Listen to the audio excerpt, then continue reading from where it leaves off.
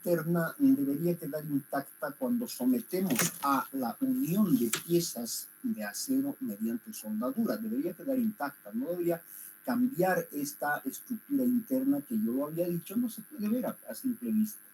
Hay que hacer un procedimiento para al final ver en un microscopio muy poderoso la estructura interna del material. Pero que si unimos el acero mediante soldadura, estamos induciendo calor al material base, y este material base, si sobrepasa ciertos límites de calor por mala ejecución de la soldadura, podría transformarse en una estructura muy diferente que se llama martensítica. Hay también la posibilidad que sea martensítica austenítica, también hay esa posibilidad. Sea martensita nomás o sea martensita austenita, las propiedades mecánicas resistentes del acero se han perdido. Es decir, si teníamos un límite de fluencia de 2.400 kilogramos por centímetro cuadrado, ese límite de fluencia habrá bajado en algunos casos, si tenemos martensita y austenita, hasta 1.300, 1.400 kilogramos por centímetro cuadrado. Imagínense si nosotros hemos proyectado nuestra estructura con 2.400 kilogramos por centímetro cuadrado de límite de fluencia, pero resulta que después de soldar la estructura, ese límite de fluencia ha bajado a 1.300, nuestra estructura se va a caer. Y no es por nuestra culpa que se va a caer, nosotros hemos hecho bien nuestros cálculos, hemos dimensionado bien la estructura, pero lamentablemente en la ejecución se han cometido errores que nosotros de repente no los vamos a poder controlar porque solamente hemos calculado la estructura, pero entonces nosotros tenemos que defendernos de alguna manera. Habíamos visto que los manuales nos dicen que para evitar este problema, ya sea agrietamientos que no vemos, pero que los podríamos conocer a través de unos ensayos a la soldadura, o este ataque, este cambio de configuración, podríamos defendernos aumentando la temperatura del material que vamos a soldar a 250 grados y recién soldar. Yo decía, esa solución es un poco más que ficticia, porque yo no puedo estar aumentando los elementos, tantos elementos que tiene una estructura, a 250 grados con mi soplete y mi termómetro y empezar a soldar cuando el material haya llegado a 250 grados centígrados. Pues no tiene mucho sentido. Sí sería lo óptimo, pero prácticamente no nos resuelve el problema. ¿Cómo resolver entonces el problema? Le decía que la segunda instancia era que nos cuidemos dentro del cálculo de que esto pueda pasar. Es decir, como proyectistas, como calculistas, cuando estemos calculando una estructura mecánica, prever que las condiciones de soldado no vayan a ser las óptimas. Entonces, nosotros podemos defendernos desde el cálculo y si vamos a controlar la construcción de la estructura como debería ser recomendado, ojo, no solamente calcules, sino pide que tú estar presente cuando vayan a construir la estructura como calculista.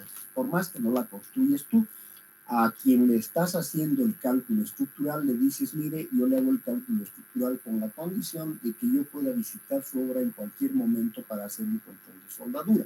Entonces, tú te has protegido en el cálculo, pero también puedes protegerte en la ejecución. Así tu firma no va a estar en ningún tipo de peligro. Bueno, comenzamos entonces para ver cómo protegernos en el cálculo estructural ante estos posibles peligros que podamos tener. Hay algunos criterios que nacen de la norma norteamericana de la soldadura. Esta norma norteamericana de soldadura se llama AWS, que en inglés significa Asociación Americana de Soldadores, AWS. Esta asociación tiene también sus manuales. Miren cuántos manuales han producido ya. Estamos hablando que la fabricación del acero se controla a través de normas de fabricación del acero. Hay muchas normas de fabricación del acero, como ustedes ya han podido investigar, Y hay también tremendos documentos de estas entidades que normalizan la fabricación del acero. Lo mismo, la Asociación Americana de Soldadores tiene también sus publicaciones que lo que hacen es normalizar la soldadura, desde los elementos a utilizar hasta los procedimientos que tendríamos que desarrollar cuando vamos a hacer una unión por soldadura.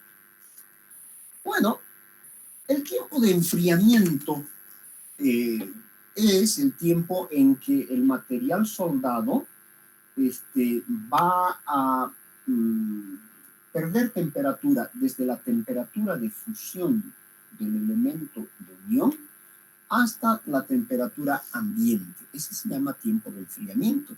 Y según esta asociación de soldadores norteamericanos, este tiempo de enfriamiento debe ser considerado como un elemento importante dentro del proceso de soldadura para evitar el agrietamiento y el posible cambio de estructura interna.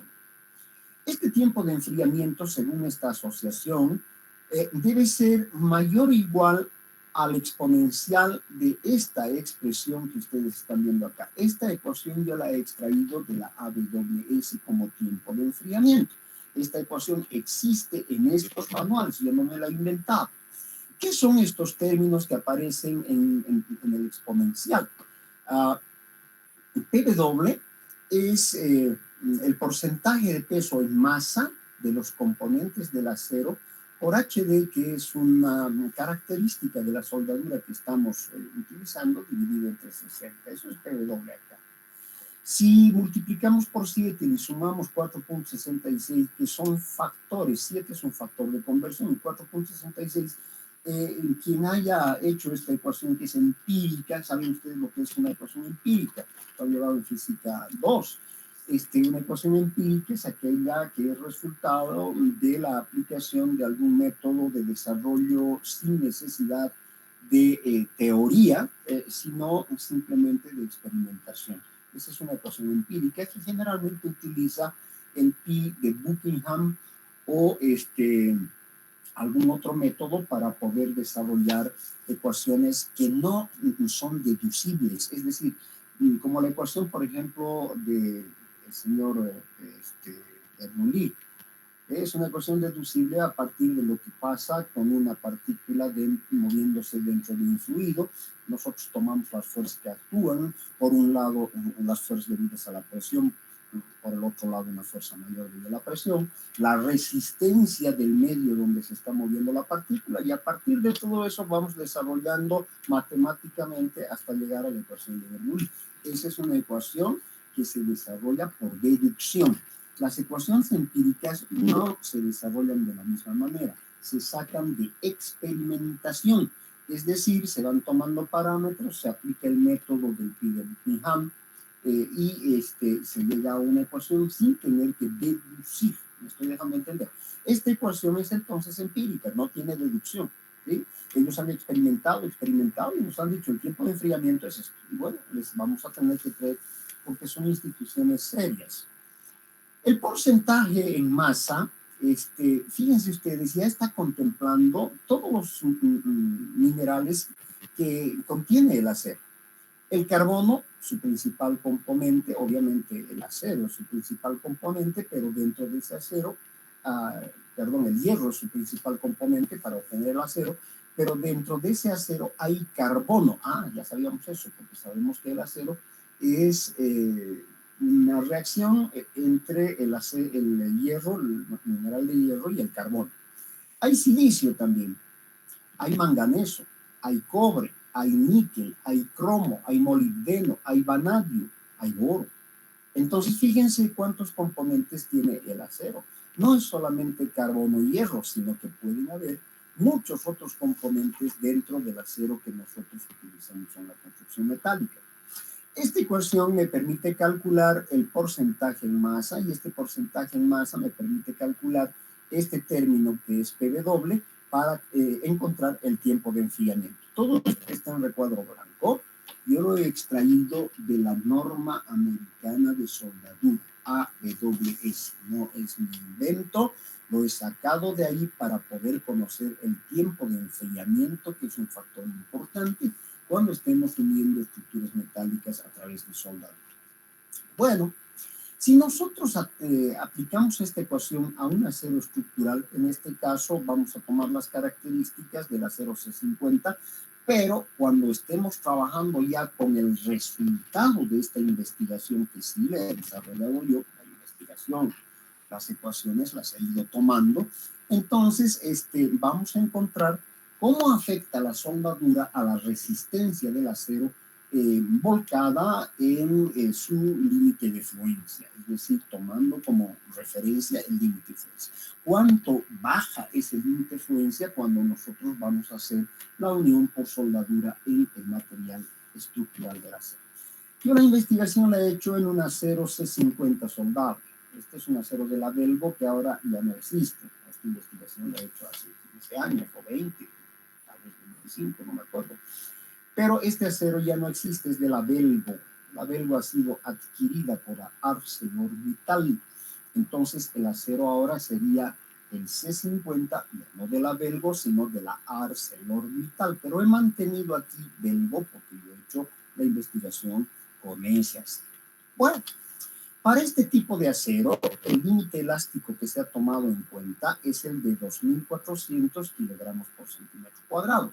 Lo que les estoy mostrando es la investigación inicial y luego esta investigación se va a traducir en un Excel que es el que vamos a utilizar nosotros, porque no vamos a volver a hacer investigaciones cuando vayamos a unir estructuras mediante soldadura. La investigación ya está hecha y lo que vamos a hacer es utilizar el resultado de esa investigación. Bueno, el límite elástico que estoy tomando, el límite de fluencia inicial, es 2.400 kilogramos por centímetro cuadrado, que tiene sus equivalencias con otros aceros de otras normas. Bueno, dependiendo de los materiales que vamos a utilizar y la entrada del calor, porque bueno, vamos a calentar las piezas que vamos a soldar, en el proceso de soldadura, lo que nos interesa conocer es qué pasa con la zona afectada térmicamente, que la clase anterior les mostré en un gráfico, en un dibujo. Esta zona de afectación del calor es bien importante controlarla porque en esta zona de afectación del calor es donde se pueden producir estos fenómenos de agrietamientos internos, que tampoco se los ve. Hay que hacer ensayos para saber si hay esos agrietamientos o no. Y el peligro más grande, que nosotros cambiemos la estructura interna del acero, afectándolo gravemente en su resistencia, de manera que la estructura pueda colapsar. Bueno, ¿cuánto calor aportamos? Esa es la pregunta. Yo me hice esa pregunta en la investigación que les estoy presentando y buscando, pude encontrar una ecuación que está contenida en una norma de soldadura, pero ya no es la AWS, sino la norma alemana de soldadura, la que se llamaba norma DIN y que ahora se llama Eurocódigo. En esa norma yo pude ver que esta ecuación podía ser utilizada para calcular la entrada del calor dentro de esta zona de afectación de el material que estoy soldando. Este valor de introducción del calor a ese material que quiero unir depende del voltaje con el cual yo voy a soldar. Ah, claro, alguna vez yo he visto soldar y las maquinitas que utilizan para soldar, no importa que sean grandes o chicas, tienen para variar dos cosas, el voltaje y el amperaje. El voltaje podría ser solamente de dos tipos o dos valores.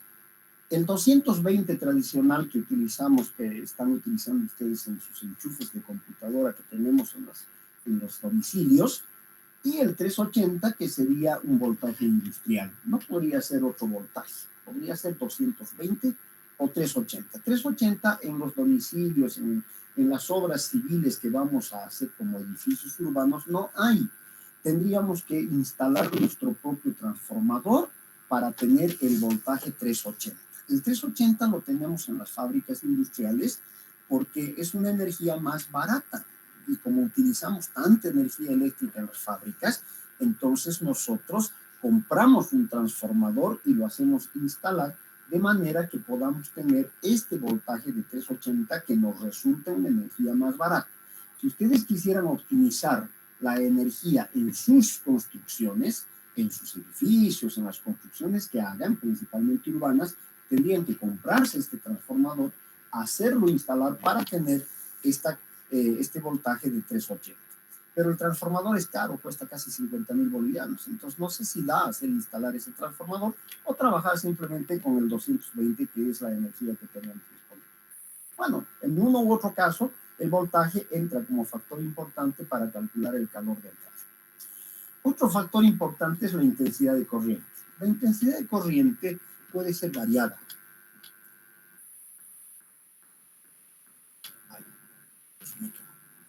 ¿Por qué podría ser variada? Porque todas las máquinas de soldar, sean grandes o pequeñas, sean de corriente alterna o de corriente continua, ¿sí? Traen una intensidad variable. Esa intensidad puede variar desde 30 amperios hasta los aproximadamente 200 amperios. Es decir, en la máquina no podemos ir variando la intensidad de corriente que la máquina va a utilizar para la soldadura. Entonces, esta intensidad de corriente depende del equipo que estemos utilizando, depende de la soldadura que estemos utilizando, y si estamos utilizando electrodo revestido, depende del diámetro y las características del electrodo que estamos utilizando. Entonces, esta intensidad de corriente nosotros la vamos a regular en la máquina de soldar. El voltaje ya saben que viene de línea, pero la intensidad de corriente la regulamos en la máquina que vamos a utilizar para soldadura, dependiendo del tipo de soldadura que vamos a utilizar. Eso lo vamos a ver en el capítulo de soldadura. Por de pronto, yo tengo que estar adelantando esto para mostrarles cuán influyente es el calor en la resistencia del acero. Ese es algo que, caramba, es bien difícil de controlar. Solo podríamos controlar a través de la capacitación de las personas que van a soldar. Es la velocidad de soldadura medida en milímetros por minuto. Velocidad de soldadura implica la pericia o impericia de la persona que va a soldar.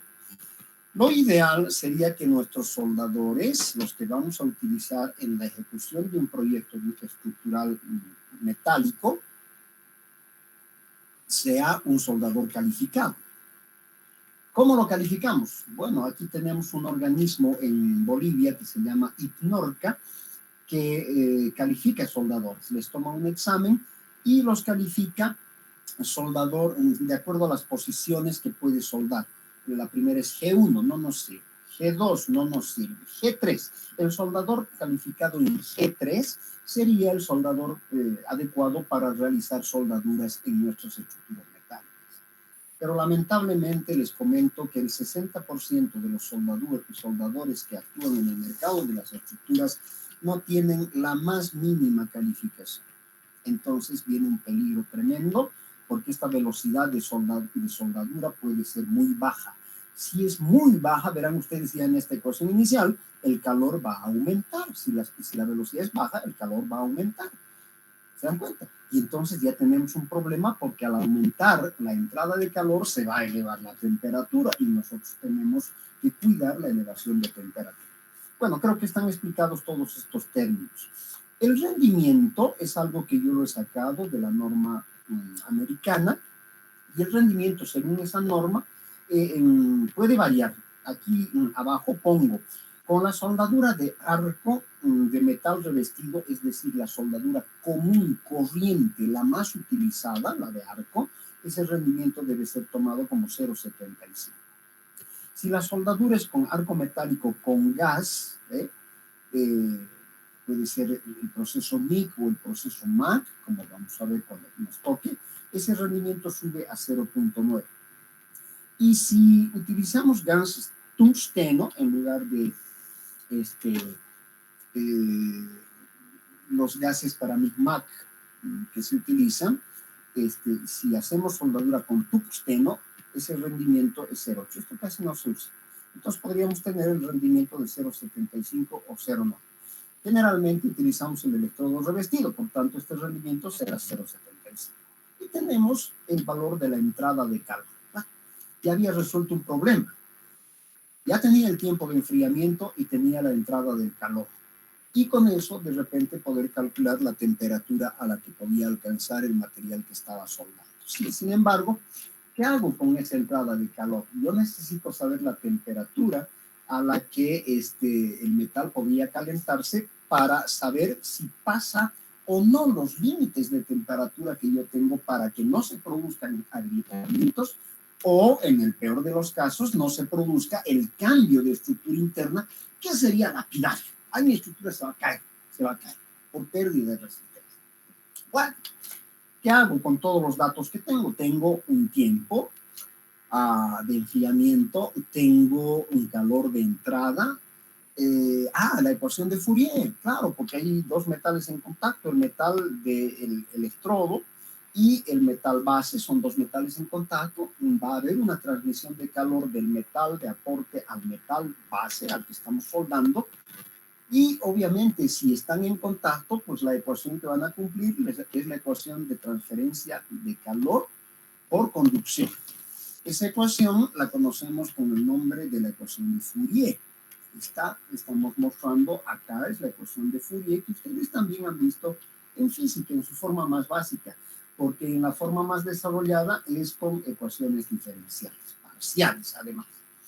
Entonces, como yo tengo aquí el calor aportado, que lo puedo calcular por la anterior ecuación, tengo el tiempo de enfriamiento, claro que lo puedo calcular por el aporte de la AWS, puedo tener la conductividad térmica del acero, porque es una constante física, y aquí tengo el área de la superficie, que también la puedo estimar, el área de la superficie.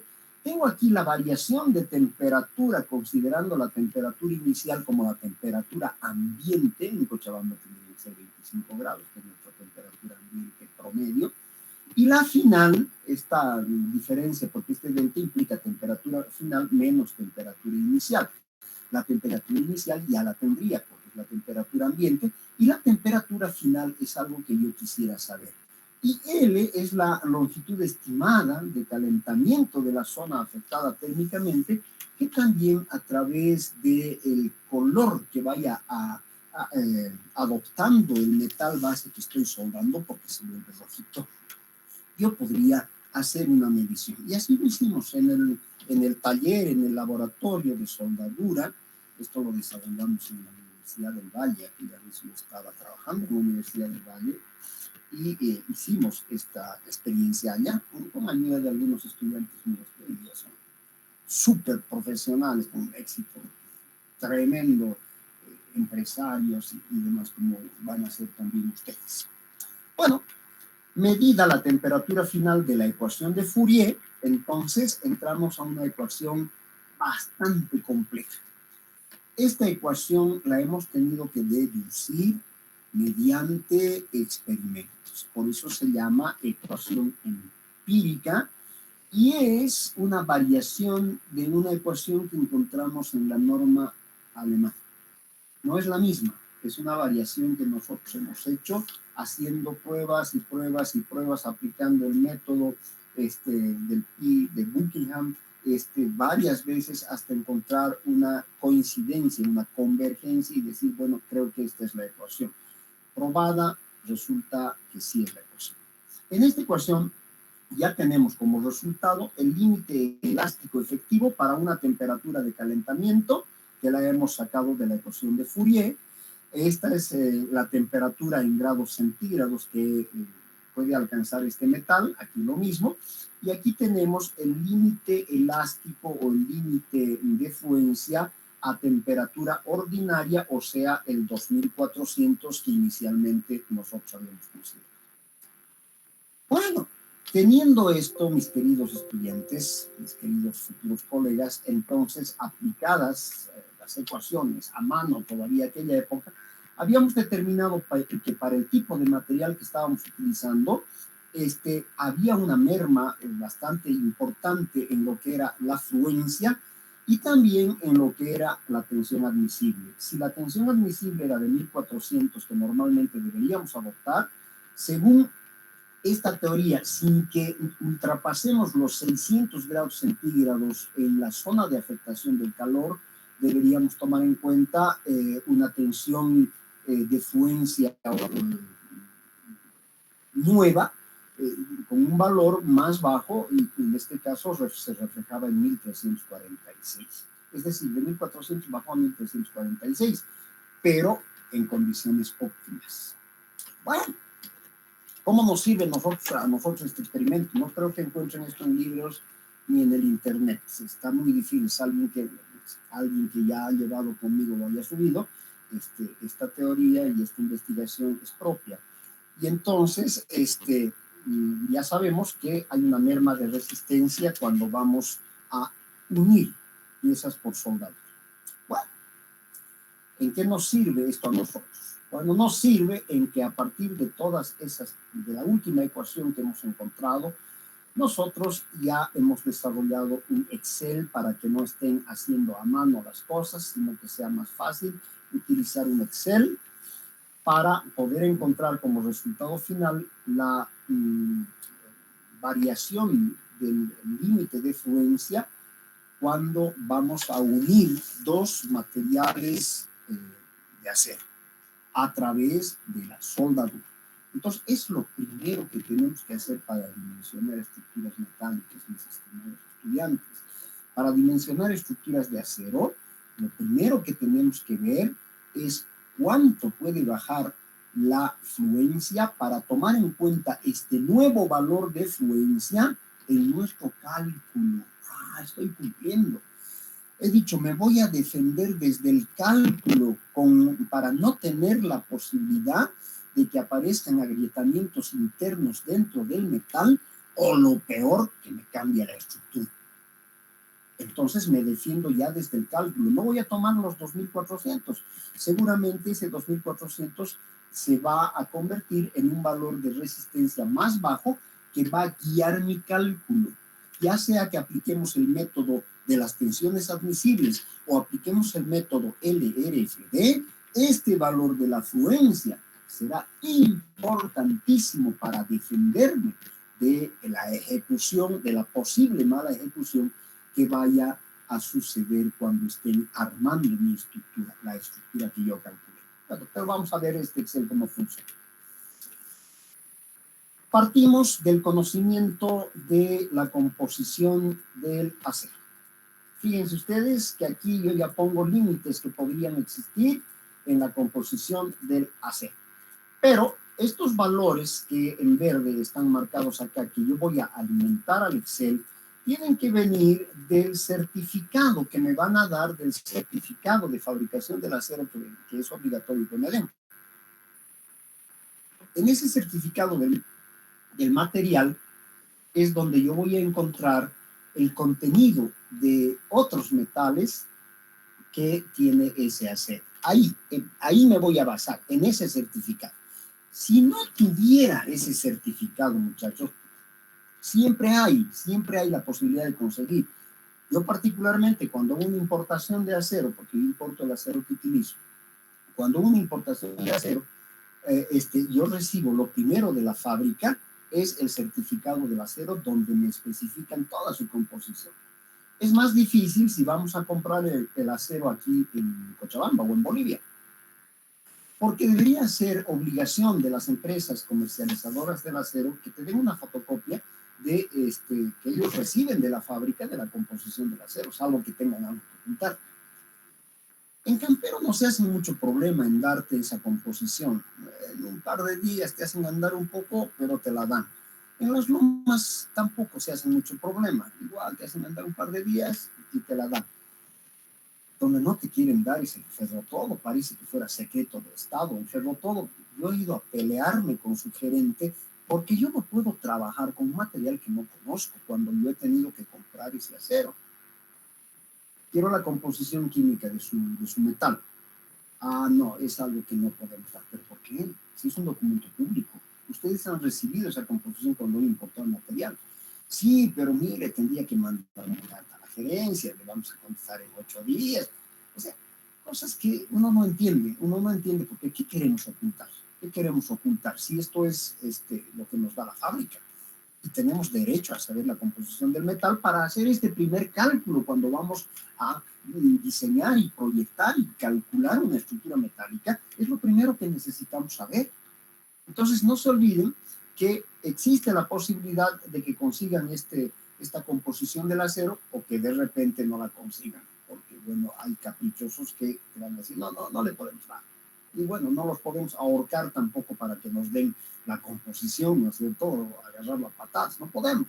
Entonces, a veces tenemos que renunciar a nuestra necesidad. Si eso ocurriera, aquí yo estoy poniendo los porcentajes más utilizados.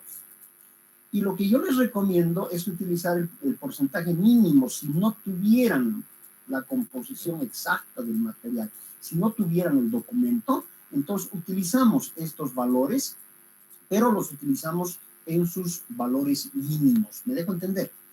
Por ejemplo, aquí, contenido de carbón, vamos a ir al 0,15%.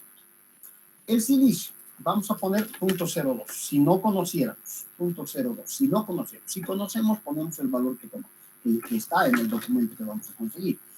Manganeso, 0,6. 0,6, estoy cambiando.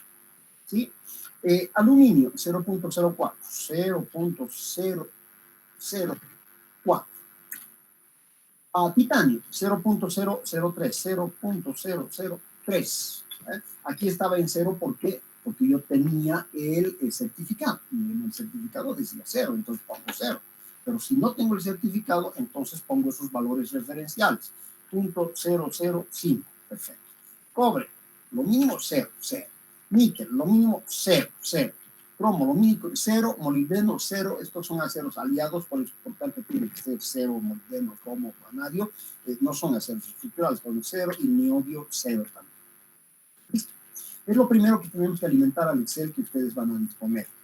He tenido mucho trabajo, muy variado, y no he podido subir todavía toda la información que debo subir al Drive, pero seguramente en el transcurso de la mañana, que ya me he reservado el tiempo, voy a subir toda la información que ustedes tienen que tener. Dentro de esa información está este Excel y todos los Exceles que vamos a utilizar y todo lo que vamos a utilizar en la materia. Bien. Les he mostrado las ecuaciones para que no sea un misterio de dónde sacamos estos resultados. Han visto la primera ecuación, que hemos visto, que la he sacado de la AWS. Esta primera ecuación me permite calcular el tiempo de enfriamiento y a través de esta otra calculo la cantidad de calor. Bueno, para calcular el tiempo de enfriamiento, lo primero que tenemos que calcular es este porcentaje en masa, aquí está, que depende de la composición del acero. Este porcentaje en masa lo estoy calculando en el Excel entonces, y este valor sale de esa ecuación. O sea, este Excel es la investigación que les muestro. La cantidad de hidrógeno del metal depositado está en verde. Todo lo que esté en rojo, muchachos, en los Exceles no lo van a cambiar. No lo he protegido, pero les estoy explicando. No lo van a cambiar porque son ecuaciones. Esta es una ecuación. Esta es una ecuación ya programada que representa la ecuación que les he mostrado en la deducción. Lo que está en verde sí lo podemos cambiar. Es variable, entonces lo podemos introducir. La cantidad de hidrógeno en el metal, no sé si alguien está pidiendo un plano. La cantidad de hidrógeno en el metal depositado, ustedes pueden encontrar en los envases que contienen el electrodo que vamos a utilizar, en los envases. Dependiendo del tipo de electrodo que van a utilizar, esa cantidad de hidrógeno que va a depositar a través del metal, que se va a depositar a través del metal, varía entre 3 a 4 mililitros por cada 100 gramos. El volumen es entre 3 y 4. Esto lo encontramos, vuelvo a repetir, en la lata que vienen los electrodos, en la caja que vienen los electrodos. Ahí está este valor. Pero si no dispusiéramos de la caja porque hemos comprado electrodos por kilo, entonces tomamos el valor mínimo. Ya, 3, listo, está clarito qué vamos a hacer. Esto está en rojo, por tanto son ecuaciones, es el índice de susceptibilidad al agrietamiento que es PW, que ya les he mostrado en la ecuación, Y por último, el tiempo de enfriamiento en segundos, que era lo que yo quería saber. Aquí está transformado en minutos y aquí está transformado en horas, por si acaso. Esto lo hemos implementado en clases con sus compañeros que ya llevaron la materia. Segundos, minutos, horas. ¿Qué cosa? Tiempo de enfriamiento. ¿Por qué yo necesito saber el tiempo de enfriamiento, muchachos? El primer uso que le doy al tiempo de enfriamiento es el control del retiro de la escoria. ¿Se acuerdan que les he dicho que el electrodo viene revestido? Que el núcleo es el metal que se va a depositar para unir los elementos metálicos que yo estoy soldando, y la escoria es lo que viene encima como protección térmica. Se llama escoria, pero a veces nosotros tenemos un concepto de escoria, basura. No es basura. La escoria es importante en la soldadura. Este tiempo me está diciendo en qué tiempo yo debería retirar la escoria, muchachos. Por eso yo lo tengo que calcular, no es así nomás. No es a la vista, no es a lo que salga. Todo es calculado en la estructura metálica, todo. Imagínense, desde el principio ya estamos comenzando a conocer cosas que normalmente no van a conocer los colegas de otras universidades, porque esto, por ejemplo, es propio mío. Salvo que alguien haya subido la información al internet, no deberían encontrar esta información porque es una investigación registrada.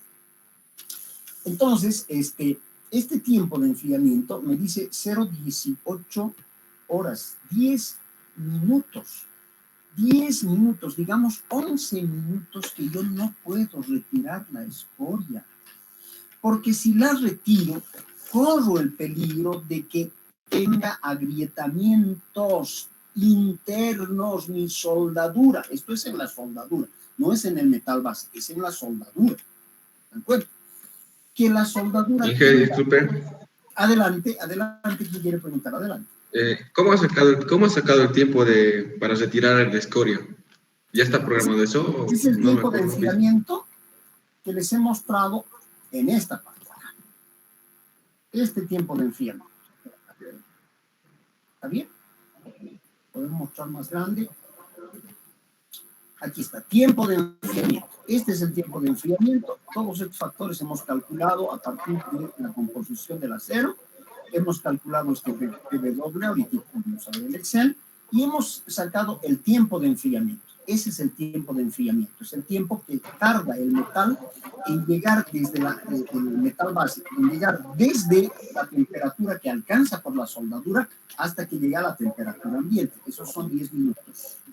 Es decir, este tiempo de enfriamiento me da en segundos. De la ecuación que he mostrado, he sacado el tiempo de enfriamiento. De esta ecuación que he mostrado.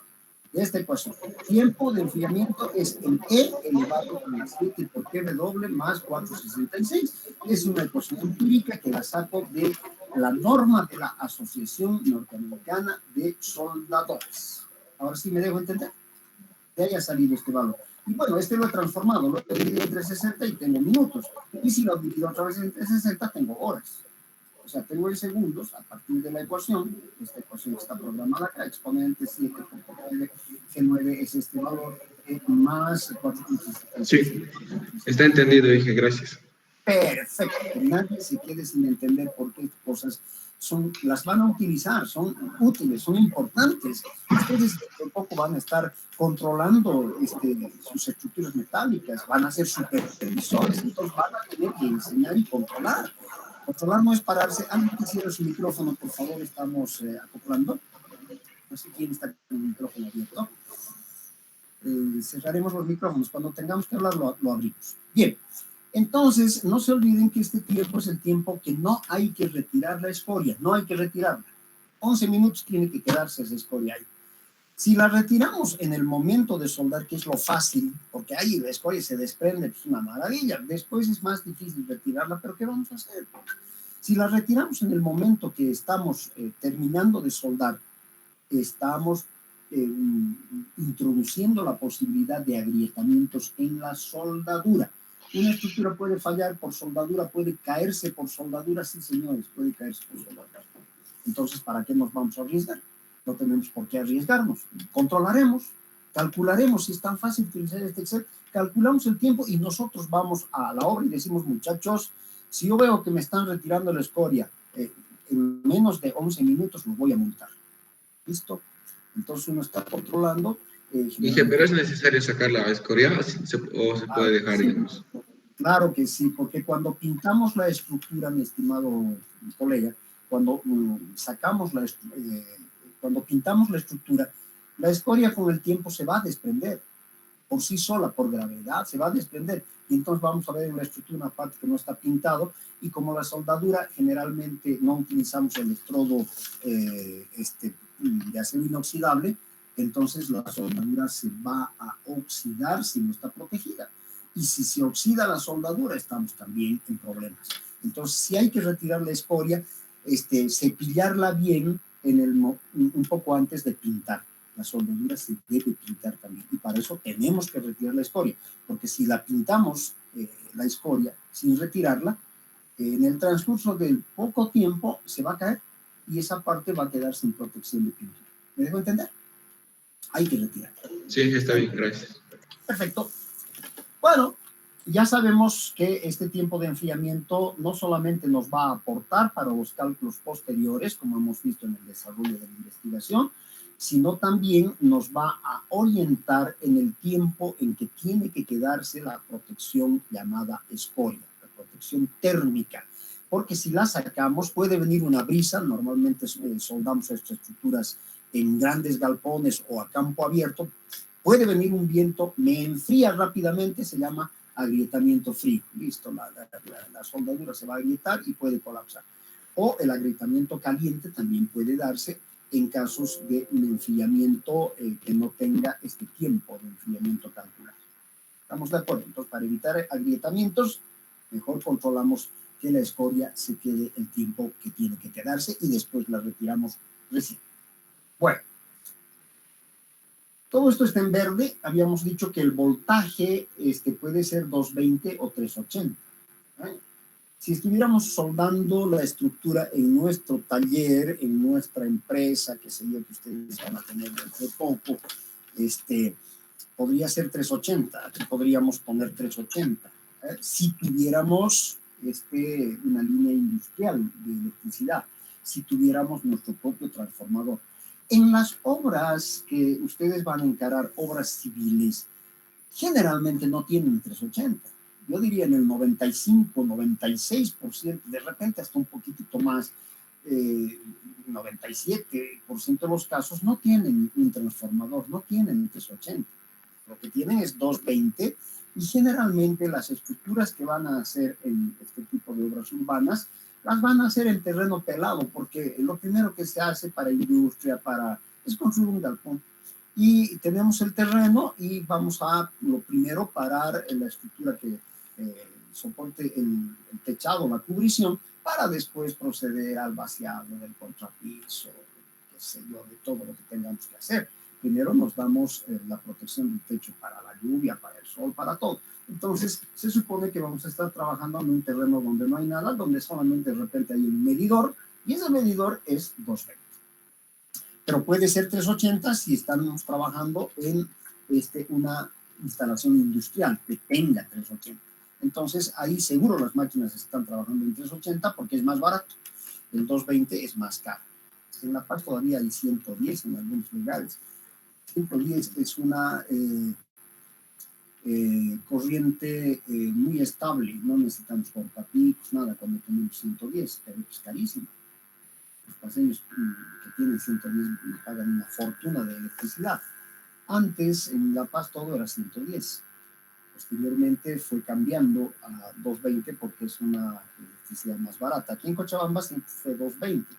Siempre fue 220, es más barata la electricidad. Debería ser, no es más barata en realidad, pero debería ser más barata la electricidad. 220 es más barata.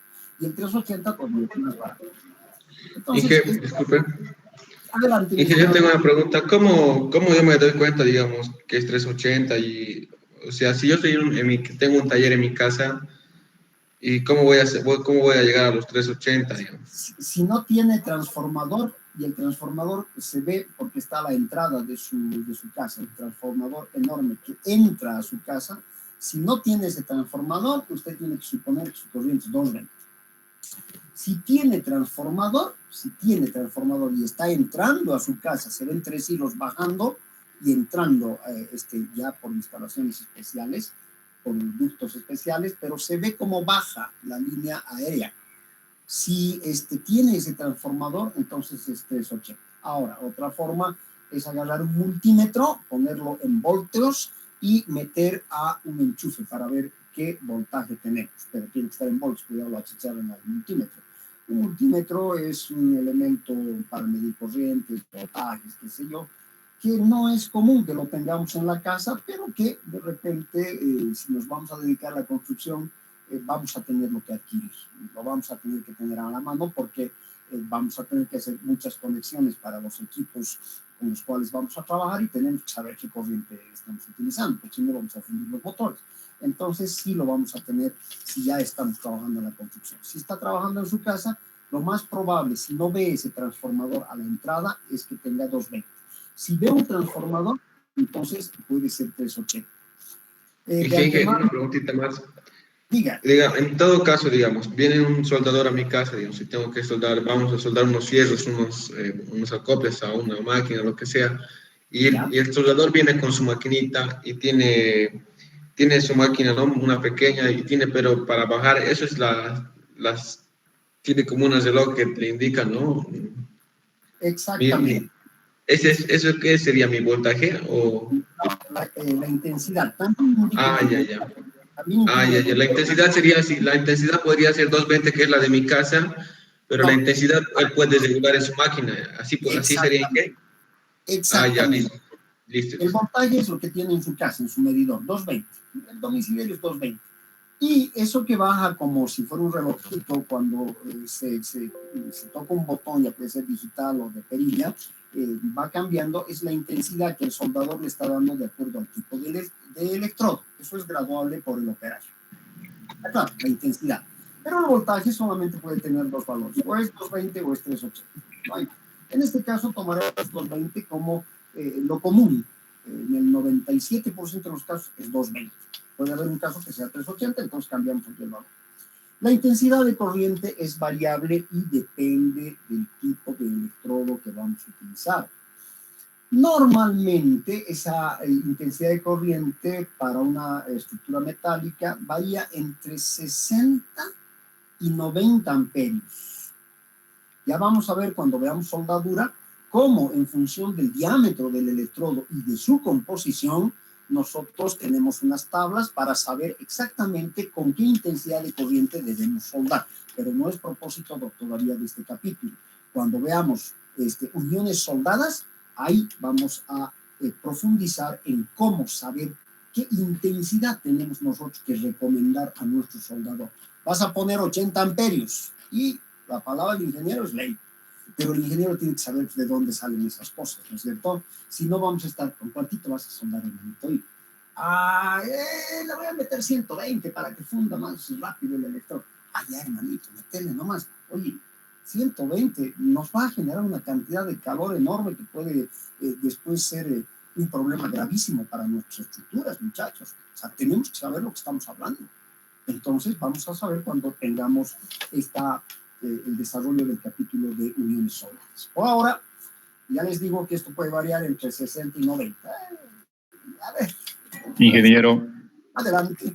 Tenía una consulta referida a este tema, aunque, bueno, referido a la soldadura, a lo que normalmente yo pude ver es que es dependiendo al grosor de lo que vas a soldar, lo que van regulando la intensidad. Digamos, lo que sería el grosor del fierro que vas a soldar, ¿eso influiría o es directamente? Ahora le muestro. No estoy haciendo todavía esto, es otro capítulo, pero que lo vamos a ver casi al final de la materia, pero le muestro. Me gusta que sean curiosos, me encanta. A ver. Todo esto tenemos que ver después. Miren cuántas tablas hay. Muchas tablas. Aquí estamos. Están viendo mi pantalla, ¿no ven? Están viendo esta. Bueno, aquí está lo que usted me dice, mi estimado futuro colega. Espesor de la plancha que vamos a soldar, diámetro del electrodo que vamos a utilizar, y aquí está la corriente más adecuada. O sea que tiene razón. Cuando veamos soldadura, yo les voy a explicar de dónde salen estos errores. ¿Está clara inicialmente su pregunta? Sí, muchas gracias. Del espesor de la plancha. Sí depende, claro que depende del espesor de la plancha y del diámetro del electrodo. También del tipo, pero eso vamos a ver cuando veamos soldadura. ¿Estamos de acuerdo? ¿Sí?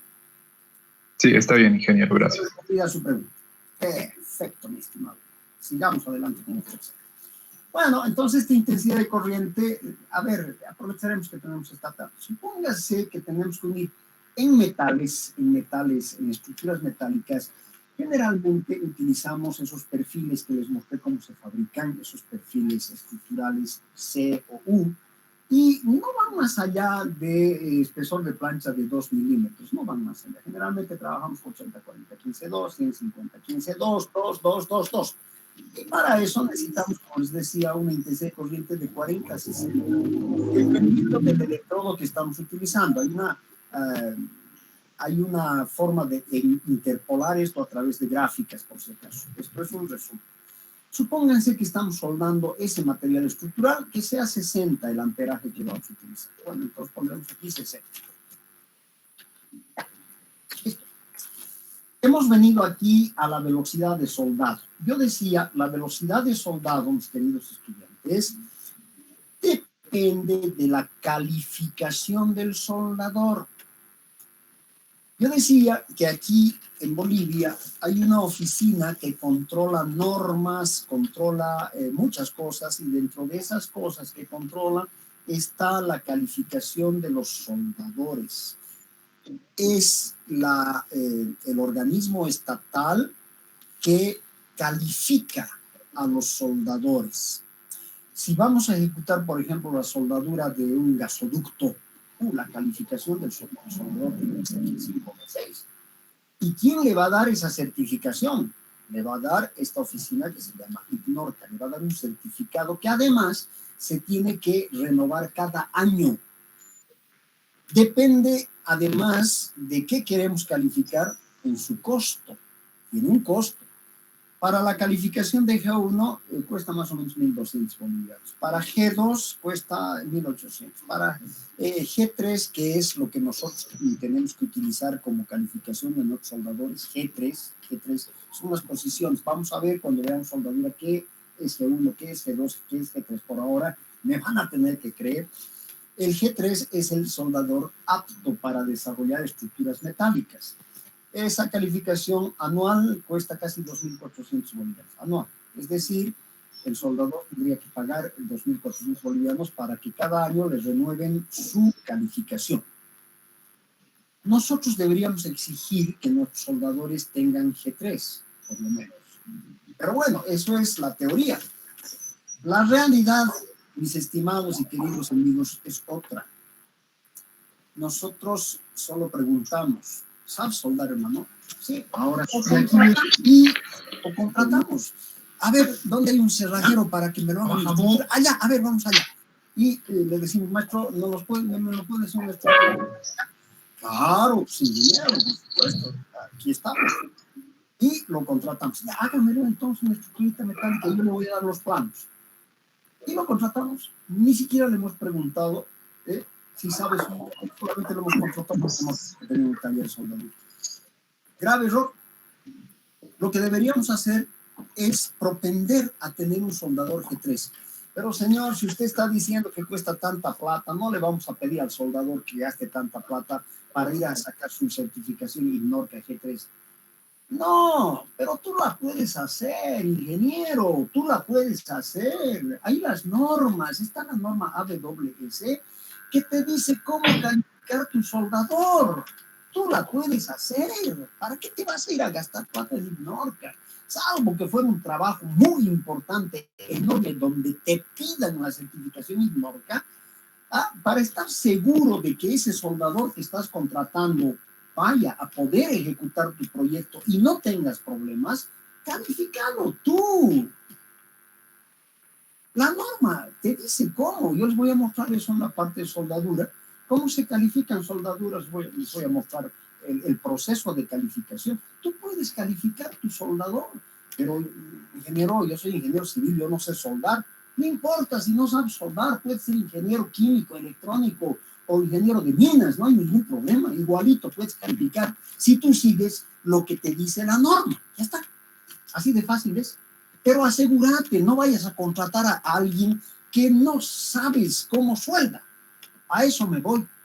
Puedes contratarlo, pero tomarle una prueba tú, hasta si no tienes dónde, en su taller se la tomas, siguiendo los procedimientos que dice la norma para calificación de soldadores. Es bien fácil, es preparar un par de planchas y hacer que suelde ascendente y descendente en 3 pasadas. Y luego controlar con lupa que no hayan porosidades. Ahí lo calificas a tus soldadores. Bien fácil, les voy a enseñar. Les voy a enseñar para que califiquen soldadores y que puedan estar seguros de esta parte, velocidad de soldado. Bueno, la máxima velocidad de soldado que podemos tener en un soldador calificado G3 es 50 milímetros por minuto. Esto estarán anotándose. 50 milímetros por minuto. El soldador calificado G3 no hace más que eso. 50 nomás hace. ¿Se dan cuenta? De ahí para abajo. De ahí para abajo. Ahora, claro, si te viene a trabajar contigo un soldador que está calificado en G6, puedes llegar hasta 75 y 80. Pero el soldador de G6 te va a cobrar pues por hora. Porque para calificarse soldador G6, para mantener su calificación G6 anualmente, tienen que pagar casi $1,500. Entonces, esos tipos cobran. Pues. Esos son los que trabajan en las uniones de los ductos de gasoductos, de oleoductos, en las refinerías, esos, y ganan muy bien. Yo a veces, viendo las papeletas de pago de estos amigos, decía, ¿y por qué no me he dedicado a la soldadura? Yo como ingeniero junior, cuando comencé a trabajar, me pagaban 3.500 bolivianos como gran cosa, 3.500 bolivianos. Un soldador de esa época calificado G6 que estaba ejecutando una soldadura de ducto, porque en esas veces estaban haciendo los ductos hacia la Argentina, ganaba como 25.000, 30.000 bolivianos. Claro que anualmente él tenía que pagar $1,500 para su calificación y dar un examen. Examen cada año y, bueno, se paga para la calificación. Pero no había relación. Yo ingeniero 3.500 y el soldador ganaba 10 veces más que yo. ¿Por qué no me dedicaba a la soldadura? Sí, ganan buena plata, pero también tienen problemas a futuro porque la radiación de la soldadura es peligrosa, es bastante peligrosa. Y ellos están expuestos todo el día a radiación. Claro que tienen protecciones, como vamos a ver en el capítulo de soldadura, pero nunca es suficiente. Nunca es suficiente, puede generar problemas de salud muy serios, hasta cáncer. Entonces también sacrifican su salud y tienen que ganar bien. Pero bueno, solo has puesto, digamos, ruptura. Decíamos que el soldador G3, ¿por qué esperaste tu ruptura en megapascales? Si tuviéramos un G3, aquí pondríamos 50. Si estamos seguros que es G3, ya sea por la certificación que traiga de INORCA, o que nosotros lo hagamos certificar como INORCA, o que nosotros lo certifiquemos. Si lo certificamos en G3, de acuerdo al procedimiento de la norma, entonces aquí podemos poner 50 como máximo. Generalmente trabajamos con soldadores G1, G2, no llegan a G3, y esos van bajando su velocidad de soldado. 35 es la velocidad media de soldado. Lo peor que nos podría pasar es que venga un chaleco, no lo controlemos y que sea tan chaleco que me haga una velocidad de 20 milímetros por minuto. Lo peor, que menos que esto ya es que no sabe soldar y nos vamos a dar cuenta. Hace pegar el electrodo, no puede avanzar en el electrodo, qué sé yo. Entonces nos damos cuenta que no sabe soldar. Lo peor que nos puede pasar es 20, lo estándar es 35 y lo mejor 50. A ver, trabajemos con lo peor. Pero ¿qué pasa? Si nos toca uno de esos changos que no sabe soldar y que está ejecutando nuestro proyecto. Vamos a ver qué pasa. Bueno, esto está en rojo, es el valor del calor generado, como ustedes han visto en la parte deductiva. El calor generado lo calculamos a través de esta ecuación que he dicho que es la norma DIN. Para aplicarle este proceso me lo he tenido que idear yo de alguna manera para llegar a hacer la estructura del Coliseo de Univalle, que era una estructura especial porque es una estructura en acero de alta resistencia y tenía que controlar muy bien los soldados. Ese Coliseo ya tiene desde el año 85, desde el año 95 está parado ahí. Entonces estamos hablando de 25 años que está esa estructura sin ningún problema. Es más, ya pasó su tiempo de vida útil. Si le pasa cualquier cosa a su estructura, yo ya no, ni nadie tendría ninguna responsabilidad. Las estructuras tienen un tiempo de vida útil, como vamos a ver en el siguiente capítulo, que se llama bases de cálculo. Bien, aquí estamos calculando entonces este valor del calor generado, mis estimados y queridos colegas. Aquí todavía hay cosas que tenemos que alimentar. Cálculo de la temperatura final del material base. Esto es bien importante porque esto no puede ultrapasar de 600, ¿no es cierto? Si llega a 600 ya vamos a tener cambio de estructura interna, El ferrítico perlítico se puede transformar en martensita o en martensita austenita. Ahí estamos fregados, ahí se va a caer la estructura. Entonces, por eso es importante controlar este valor, mis queridos estudiantes. Temperatura ambiente, ¿de dónde vamos a trabajar? Aquí en Cochabamba, 25. Pero si vamos a trabajar al altiplano, que se yo, a Oruro, la temperatura ambiente baja, que se yo, 15, 16 grados. Eso habrá que tomar en cuenta. La longitud del cordón que vamos a soldar en milímetros, esta longitud del cordón no puede pasar de 50 milímetros. Aquí está muy pequeña. Entonces, generalmente es 50 milímetros que vamos a soldar. 50 milímetros son 5 centímetros, es lo máximo que podemos hacer. Señores, cuando unimos perfiles C, por ejemplo, no podemos hacer toda la soldadura continua. Tenemos que ir soldando, 50, separación 100, 50, separación 100, 50, separación 100, hasta lograr la unión. No podemos soldar todo. Entonces, lo máximo que podemos soldar son 50 milímetros. Vamos a ver. Espesor de la plancha, hemos dicho que vamos a soldar una plancha de 2 milímetros, ya, 2 milímetros. Este valor de la conductividad térmica del acero, mis queridos estudiantes, si bien es variable, yo no les aconsejo tomar otro valor. 79 nomás tomaremos. Puede cambiar en función al tipo de acero, pero cambia muy poco, 79.5, 79.2, 79.3, entonces lo tomamos como 79, que es la conductividad térmica del acero estructural. Ese valor, no lo vamos a cambiar. Todo lo demás sí podemos cambiar. Ese que está en verde, les aconsejo mantener 79. ¿Listo? Aquí tengo la temperatura final del metal base. Aquí quiero hacerles algunas pruebas. 322.20 es una temperatura elevada, que me puede dar lugar a problemas internos. Fíjense cómo baja el valor del límite de fluencia. Si el límite de fluencia normal fueran 2400, me baja a 1804. Fíjense cuánta resistencia estamos perdiendo en el acero por tener un mal soldador. ¿Qué pasa si mi soldador mejora? 35. Mi límite de fluencia baja, pero no tanto. Qué importante había sido, mis estimados estudiantes, tener un buen soldador, que controlemos la calidad del soldador.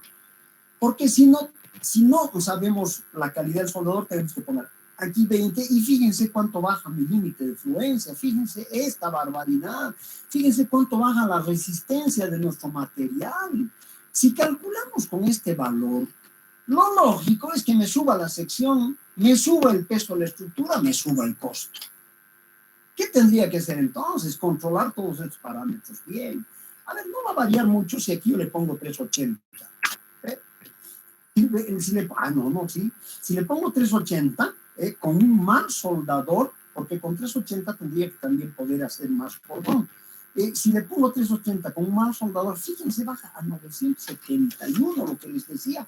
A veces me baja, pero tremendamente la resistencia del material y se puede caer la estructura pese que ustedes la han calculado bien. No serían responsables ustedes, pero eso tendría que decir un peritaje. ¿Para qué me voy a meter en problemas? Ya he tenido ciertos peritajes muy complicados, porque no es nada peor ir de perito para una persona conocida. Y peor todavía es ir de perito para un examen. En este caso, un exalumno de la EM, militar, que ejecutó unas estructuras, bueno, sacó unos contratos de estructuras mecánicas grandes y una de ellas se le bajó, se le cayó y le contrataron para hacer un peritaje. Qué feo, qué incómodo ir ver la cara de preocupación de un exalumno mío, no de estructuras metálicas, sino enseñar estructuras metálicas en la EMI, pero sí era mi exalumno de física, y la cara de preocupación que tenía, claro, porque cuánta platita era eso, más bien no había habido víctimas fatales, pero ya lo que tenía que reponer era terrible. Y bueno, en el peritaje yo determiné que el problema no era el cálculo, el problema era la ejecución. Ahí lo pude sacar un poco, porque sí, demostré que el problema no era el cálculo. Porque en un peritaje tenemos que ver, es una auditoría, tenemos que ver todos los detalles, desde el momento de qué cargas utilizó, qué norma utilizó, si utilizó lo que está dentro de los rangos de la norma, qué materiales utilizó, tienen certificados los materiales, no tienen certificados, todo eso tenemos que ver. Entonces determinamos que no era cuestión del cálculo, que el cálculo estaba bien hecho, bueno, parte de su responsabilidad estaba salvada. Ya del 100% que tenía que reponer, el 50% nomás le tenía que reponer. El otro 50% era ejecución, pero él también ejecutó. Entonces había un problema de soldadura y la estructura colapsó por soldadura. Él calculó con los 2.400, pero sus soldadores eran tan malos que seguramente al no conocer esta parte, al no hacer este análisis, y esto les recomiendo de entrada, lo primero que vamos a hacer para calcular la estructura metálica, mis estimados queridos amigos, es ver cómo varía la resistencia por soldadura. Ahora, si estamos trabajando con pernos, bueno, no vamos a hacer esto, pero generalmente siempre tenemos uniones soldadas, siempre, aunque las estructuras sean empernadas, siempre tenemos uniones soldadas por algún lugar. Entonces habrá que tener en cuenta eso. Bueno, vamos a poner nomás el 220, por el 4380 necesitamos inclusive mucha más pericia de soldado. Esto podemos poner al valor común, 35. Si ponemos 50, vamos a ver cómo cambia, 50, que sería lo máximo. Me baja también, igual me baja de 2.400 a 2.220. Tenemos que tomar en cuenta esa merma por todos los factores que estamos poniendo. Si ponemos aquí mayor cordón, mucho no me influye en la resistencia. Si ponemos aquí mayor espesor, baja un poco todavía la resistencia. Generalmente en estructuras metálicas nosotros trabajamos con 2 y generalmente el cordón máximo que tenemos son 50. Esas son las variables. ¿Qué pasa cuando varía el amperaje? Digamos, pondremos 120 de ampere. Fíjense, ¿ves? Les he dicho, si me suben mucho el amperaje para fundir el electrodo más fácilmente, que es lo que quieren los soldadores, es su capricho, miren cómo me baja la resistencia en el acero. Me baja, pues. Entonces yo tengo que decirle exactamente en cuánto amperaje va a regular su máquina para que no tenga yo un problema de resistencia muy grande en el acero. ¿Me han entendido, chicos? Qué importante había sido hacer este control inicial para iniciar el cálculo, para saber con qué valor real yo tengo que calcular mi estructura. Esto va a hacer que me suba un poco. Estaba hablando de la temperatura final. Vean ustedes, bajo estos parámetros que hemos puesto, la temperatura final del material 143.88 grados centígrados. ¡Qué maravilla! Porque lo ideal es no ultrapasar de los 300. El límite máximo, pero máximo, donde ya se pueden presentar graves problemas, son 600 grados. Entonces, si yo estoy menos de 300 acá, menos de 300 será lo óptimo, definitivamente. A ver qué pasa si ponemos aquí el 35 de velocidad de soldado, la temperatura sube. La temperatura va subiendo. Si yo pongo el 20 acá, Ya me he pasado de lo óptimo, de lo aceptable, si se quiere. Lo aceptable, yo estoy diciendo que son 300, que es la mitad del límite, donde puede pasar cualquier cosa. No voy a trabajar ahí, no voy a trabajar en el límite. Vean ustedes que un mal soldador me puede provocar graves problemas. Graves problemas. Bueno, esto es lo primero que vamos a hacer para empezar a calcular. Después de esto, vamos a ver cómo evaluamos las cargas. Hemos acabado el capítulo 2, vamos a entrar al capítulo 3 para empezar la evaluación de cargas. Para el capítulo 3 ya tienen que tener toda la información. Yo voy a subir la información ahora en la mañana. En la tarde ustedes ya la pueden descargar del Drive. En Drive, ahí va a estar toda la materia, va a estar todo lo necesario. En la mañana no voy a salir de acá, me voy a quedar en mi casa subiendo toda esa información. Preguntas, mis queridos estudiantes. Vean ustedes que estas cositas no las enseñan en mis estructuras mecánicas. Diseño en tracción, diseño en compresión. Y cuando vayamos a ejecutar las cosas, ¿qué es lo que tenemos que controlar? Si esto es importantísimo, ¿qué es lo que tenemos que tomar de entrada para hacer un buen cálculo, un cálculo óptimo? Tomando en cuenta que las condiciones no son precisamente las ideales. Hay que tomar en cuenta que estos 2.400 que inicialmente podríamos utilizar se transforman en un valor menor si algunas condiciones de aquí no están bien dadas.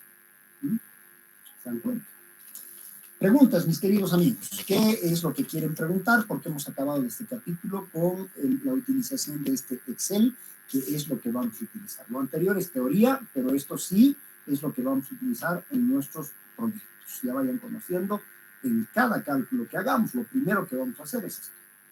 Yo les voy a ir presentando certificados reales y ustedes irán poniendo los valores reales. Ya saben que lo que está en verde lo podemos cambiar, aunque algunas cositas como esta, por ejemplo, no recomiendo cambiar. En 79. Ya saben que esta cantidad de hidrógeno viene en las cajas de los electrodos, pero si no tenemos, entonces ponemos el mínimo 3. Ya saben que esto viene en un certificado, pero si no tenemos, ponemos los valores mínimos como lo he puesto acá. Ya saben que un soldador calificado es lo mejor que podemos hacer. Ya saben que un soldador calificado puede traer su certificado de INNORCA, podemos hacer que lo califique INNORCA o podemos calificarlo nosotros siguiendo un procedimiento recomendado por la APWS y podríamos, sin saber soldar, calificar una soldadura simplemente con una buena lupa y un buen ojo, nada más. Y claro, controlando el procedimiento que yo les voy a también enseñar para que hagan su control. Muchas veces tenemos que calificar soldadores, ¿no? A mí me tocó en el edificio de la Asamblea una obra tan importante. Se supone que todos los españoles, porque todos los soldadores eran españoles, vinieron de España, con la empresa, con la SBO. Y entonces se supone que todos eran calificados en España. Entonces yo, sin embargo, desconfié y le pedí al superintendente, le dije, mi querido ingeniero, necesito su calificación INNORCA. No, pero tienen calificación española. No, sí, está bien, España es una maravilla, es una potencia, todo lo que quiera, pero estamos en Bolivia y necesito una calificación INNORCA, porque si no a mí me van a colgar del pueblo, de arriba, del helipuerto, donde está colgado ahí.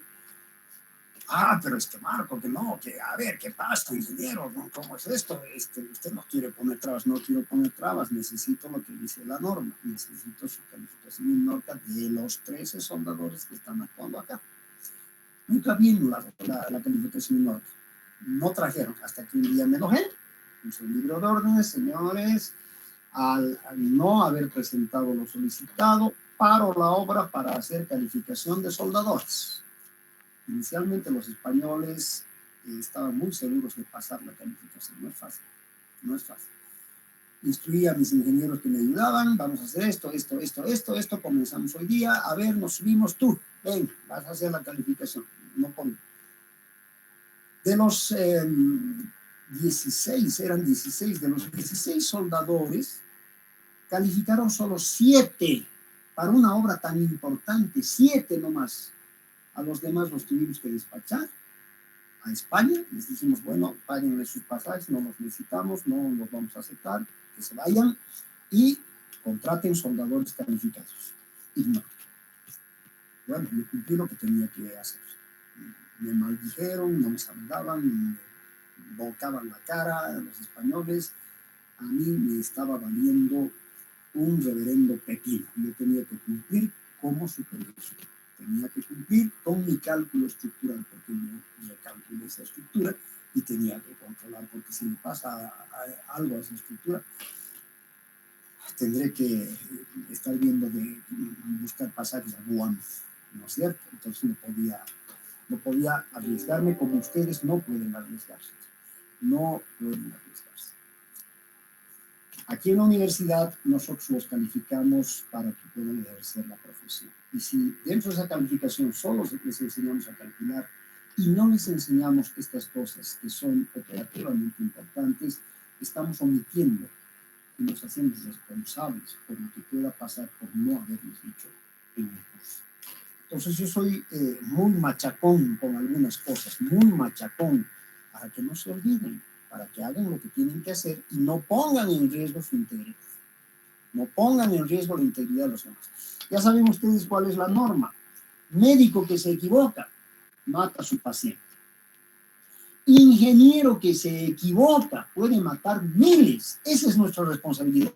Esa es nuestra responsabilidad. Fíjense cuánta responsabilidad tenemos. Imagínense que ustedes hagan, qué sé yo, la estructura de un coliseo cerrado, qué sé yo, con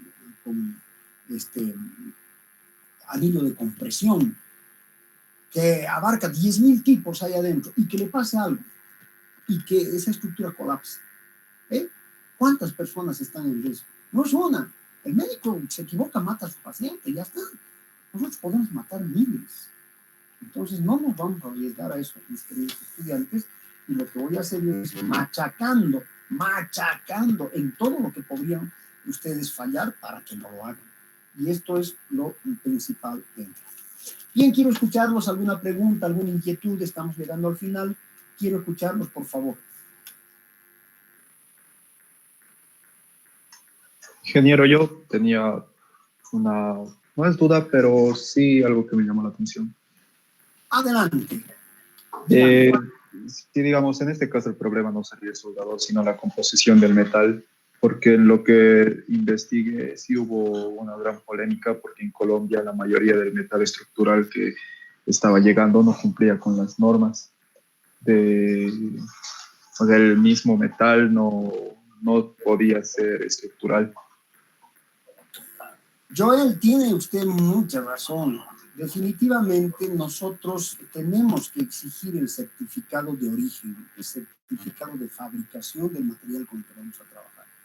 Esa es nuestra prenda de garantía, porque si pasara algo y hubiera una investigación, una auditoría de la estructura, nosotros claramente mostraremos, yo me he basado en esto que me ha dado la fábrica a través del importador.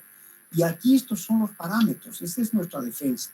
Yo sé que en Colombia, en lo que usted está diciendo, ha sucedido esto, y han habido 4 grandes colapsos de estructuras metálicas, porque el material que se estaba utilizando era un material que tenía un contenido de carbono, si mal no recuerdo lo que he leído, de casi el 0,33%. Es decir, un material que no es apto para soldar. Tiene que estar entre el 0,15 y el 0,22% del contenido de carbono para ser un material soldable. Entonces, nosotros al conocer estos parámetros y ver nuestro certificado, el certificado ya podríamos reclamar. Si nos han dado un material de esas características con alto contenido de carbono, nosotros podríamos decir, bueno, no, a mí no me sirve esto porque yo voy a soldar la estructura. Y entonces me cambia usted el material. Antes de ejecutar, nosotros tenemos que saber, inclusive antes de comprar, deberíamos contar con ese certificado. Si lo vamos a importar, sí podemos contar con el certificado, pero si no lo vamos a importar y lo vamos a comprar en el mercado interno, caramba, es un poco complicado a veces sacarle el certificado, pero tenemos que pelear hasta conseguir el certificado, que es la prenda de garantía que nosotros tenemos en nuestro caso.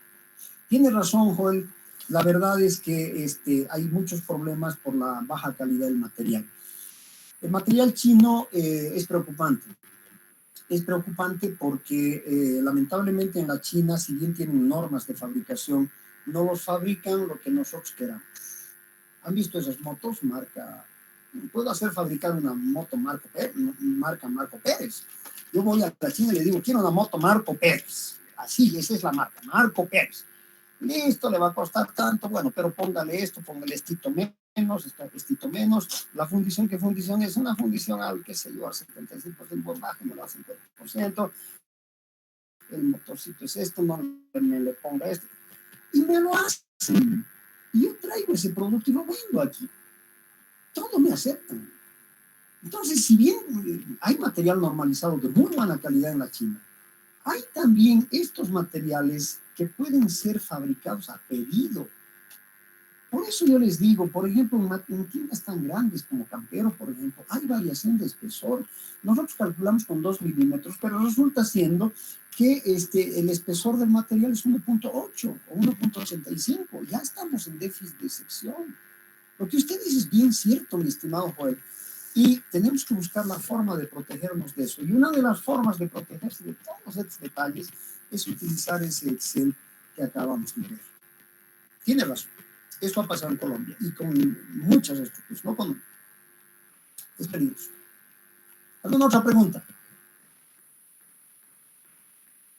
Inge, yo tengo una duda. Adelante, Moisés. Usted, o sea, no sé si lo entendí bien, pero digamos, cuando ponemos más intensidad, eso implica más calor, ¿no? Y si hay más calor, ya se perderían las propiedades mecánicas del metal, ¿no? Si ultrapasamos los límites, en 300, como si tomamos ese límite que es la mitad de lo peor, no va a pasar nada en la estructura interna. Si llegamos a 600, mi querido Moisés Alejandro, si llegamos a 600, estamos seguros que vamos a tener problemas ya de cambio de estructura interna, ya no de fisura en soldadura, vamos a tener problemas en cambio de estructura interna del material. Y eso es gravísimo, eso es colapso seguro, mi estimado Moisés Alejandro. Entonces la temperatura tenemos que controlarla, tiene que estar por debajo del 300 cuando hagamos el Excel, la prueba del Excel. Tiene que estar por debajo del 300. ¿Cómo está debajo del 300? Ya lo hemos visto, es teniendo un soldador calificado. Es básicamente eso. Y otro parámetro es tener el adecuado valor de intensidad de corriente que nosotros vamos a indicar. Porque si le dejamos al soldador que ponga su intensidad, él va a poner lo máximo porque es más fácil soldar para él. Es mucho más fácil soldar para él con mayor intensidad de corriente. El electrodo se va a fundir rápidamente, pero me va a recalentar pues, el material hasta puntos que de repente pueda tener problemas de estructura interna y eso no queremos. Entonces nosotros, a partir del conocimiento que adquiramos en el capítulo de uniones soldadas, nosotros vamos a recomendar qué amperaje vamos a poner y vamos a controlar. Si a alguien le sube el amperaje, 2 días, 3 días de haber, así de simple es, y si es contratista, fuera. Así de duros tenemos que ser con nuestras estructuras, porque no estamos jugando, estamos arriesgando nuestro pellejo, mi estimado José Moisés Alejandro. La intensidad de corriente es bien importante en la cuestión de la temperatura. Si ultrapasamos los 300 grados, vamos a tener la posibilidad, no es seguro, pero tenemos la posibilidad de tener problemas. Si llegamos a los 600, con seguridad que tenemos el cambio de estructura interna, y eso significa colapso. ¿Alguna otra pregunta? No sé si he respondido su pregunta, Moisés Alejandro. Sí, gracias, Inge. No tiene por qué. ¿Alguien más que quiera? Yo tengo una pregunta. Adelante, Daniel. Usted dijo que si trabajamos aquí tenemos una temperatura así de 25 grados para que se enfríe nuestra soldadura. Y si trabajáramos en un lugar más caliente, ¿no afecta de alguna manera? Sí, Daniel, claro. Por ejemplo, si usted va a trabajar en Santa Cruz, su temperatura ambiente, por decir algo, ya no son 25. La temperatura promedio ambiente en Santa Cruz son de 28 a 30. Entonces, si ponemos 28 grados, vea usted que hay una disminución todavía, un poquitito, no es mucha, pero hay todavía una disminución en la resistencia a afluencia del material. Entonces, sí es influyente el ambiente, En Santa Cruz va a disminuir un poquito, no mucho, pero va a disminuir un poquito la resistencia forense del material, mi estimado Daniel. Gracias, Jorge. De nada. ¿Alguien más que quiera preguntarme algo? Hablen, chicos, hablen. Si no, voy a decir como cuando se casen, les van a decir cuando se casen, el cura les va a decir: si tienes alguna observación, habla ahora o calla para siempre. Ya estás sola, para siempre tienes que vivir callado. Te queda otro. Aquí no es tanto así, pero habla. Alberto. Dije, tenía otra consulta. Y ya. El trabajo que nos has dado para hacer es hasta media, hasta las 12 de ahora, ¿no? 12:00. A las 12:00 tiene que estar en mi correo como máximo. 12:01 ya perdieron la zapatilla como la cenicienta. Yo ya no corrijo, no lo tomo en cuenta, es como si no hubieran presentado. Así son los plazos fatales en la materia. 12:00. Tienen tiempo todavía, yo creo que ya han hecho, pero hasta las 12 lo pueden presentar. 12:00. Ya saben que hay un control de horario en los mails. ¿Alguna otra pregunta? Ya dije, consulta. Tenemos que hacer yo lo entendí la anterior vez, la equivalencia a la A36 no es ese, o sea, una cosa es la norma y otra cosa es la normativa que fierros, ¿no ve? Exactamente. La norma norteamericana de fabricación de acero es la ASTM, una de las normas. Está la SAE, está la AISI, y hay otras normas también que les he mostrado que no usamos en la estructura metálica. Pero esas tres sí. Ya. Pero hemos visto que la SAE y la AISI son lo mismo. Entonces, hay otras normas. En Europa hay unas normas de fabricación del acero. En España están regionalizadas, sigue siendo el Eurocódigo. Me interesan las normas chinas fundamentalmente por lo que tenemos aquí en Bolivia, porque tenemos que adaptarnos a lo que hay, y lo que hay es material chino. A veces llega turco, a veces llega ruso, por eso estoy queriendo ver yo los aceros, diferentes tipos de aceros les he dado, y las equivalencias en las diferentes normas, para que ustedes en el momento de ya dimensionar sepan con qué material están trabajando, con qué valores de material están trabajando, con qué valor de rotura, con qué valor de fluencia. Para eso me sirve esa tablita que están haciendo. Está bien, Inge, gracias. Eso es todo. ¿Por qué, mi querido Alberto? ¿Alguna otra cosa? Ingeniero, una pregunta, disculpe, muy fuera del tema. He escuchado hablar acerca de la soldadura tipo MIG. Normalmente creo que se suelen camiones o algo así, ¿no? ¿La resistencia de este tipo de soldadura es mucho mejor, ingeniero?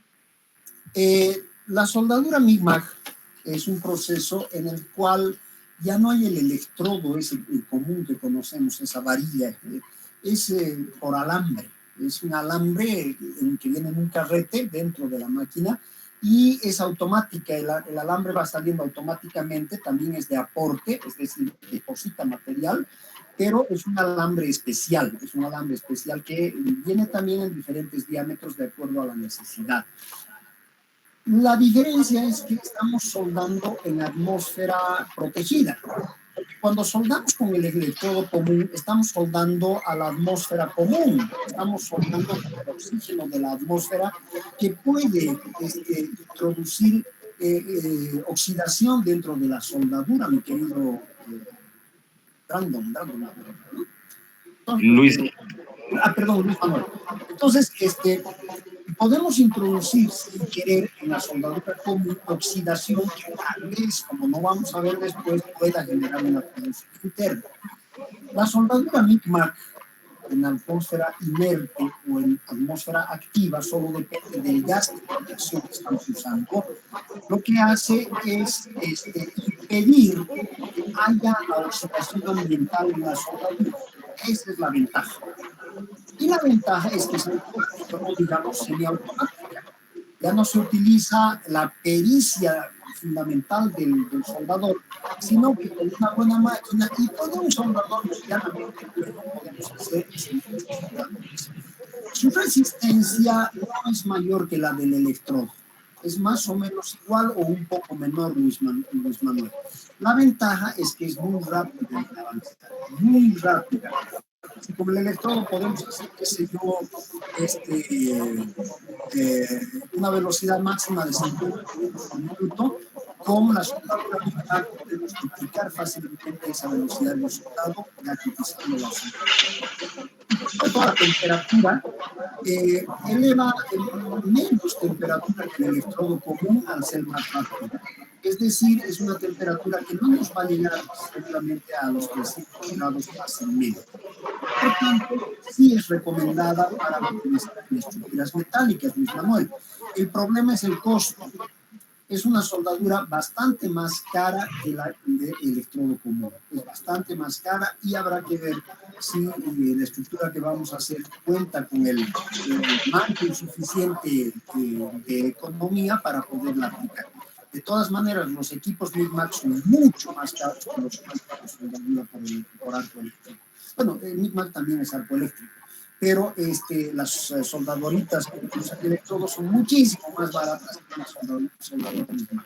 Entonces, ahí está el costo, es influyente. ¿Le he respondido a su pregunta? Sí, muchas gracias, ingeniero. No, de nada. Bueno, mis queridos estudiantes. Inge. ¿Quién me está hablando? Sí. Referido a los tipos de soldadura, están las máquinas de soldadura, las grandes, y están las chamaritas. Sí, y luego están las chiquititas, ¿no? Pero creo que las grandes son las más antiguas. Sí, son antiguas. Actualmente se tienen esas máquinas que comúnmente los soldadores se llaman chamarritas. Es como una mochilita que tú te cuelgas, que no pesa más de 6 kilos, y te puedes subir 30 metros arriba. Problema. Antes teníamos que jalar un montón de cable, el cable es pesado, era muy difícil manipular a grandes alturas ese cable. En cambio ahora te subes con tu maquinita que funde electrodo hasta de fierro fundido. Tiene una capacidad de fusión bastante alta, es una cosita bien chiquitita y pesa no más de 6 kilos. Es buena la soldadura, pero depende de la marca, Joel. Yo para ese tipo de maquinitas de soldar prefiero siempre utilizar las Miller, las Bambosi o alguna marca reconocida. Es peligroso utilizar ese tipo de tecnología en marcas desconocidas. Siempre tiene que ser de marca la chamarrita. Esas soldadoritas pequeñas funden muy bien, trabajan muy bien. Yo trabajo con esas cuando trabajo en alturas. Trabajo con esas máquinas porque es mucho más fácil para el operador hacer buena soldadura en altura. Son también de electrodo común. Tienen amperajes que van hasta los 160 amperios, tienen muy buena performance y realmente son una solución a los problemas de soldadura en altura. Son buenas formas. Son mejores grandes para las aplicaciones de altura. Ahora las grandes tienen la ventaja que tienen dos corrientes, corriente continua y corriente alterna. Las chamarritas generalmente solo vienen en corriente alterna. Esa es la diferencia. Ya vamos a ver después cómo influyen estas corrientes en la soldadura, cuando veamos el capítulo de soldadura. ¿Alguna otra pregunta más?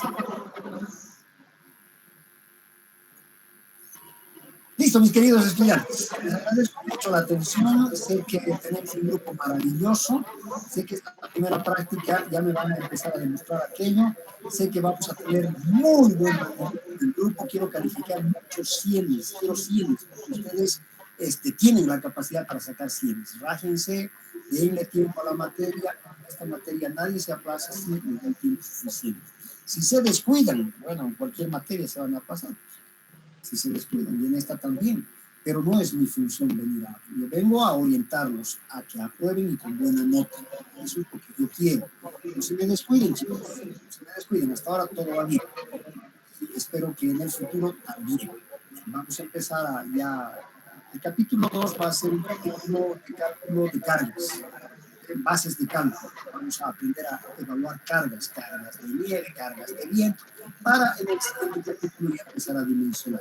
Vamos a comenzar haciendo dimensionamiento en fricción, en compresión y después vamos a aplicar más. Es decir, el proceso es gradual, el aprendizaje es gradual. Muchísimas gracias. Los veo el día jueves para hacer el capítulo número 3, bases de cálculo.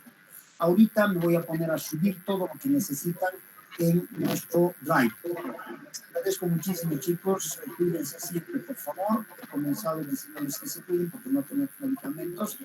Y termino diciendo, cuídense, cuiden a sus papás, cuiden a sus familias, por favor. Muchas gracias. Hasta luego. Hasta luego, Inge. Luego, Hasta luego, Inge.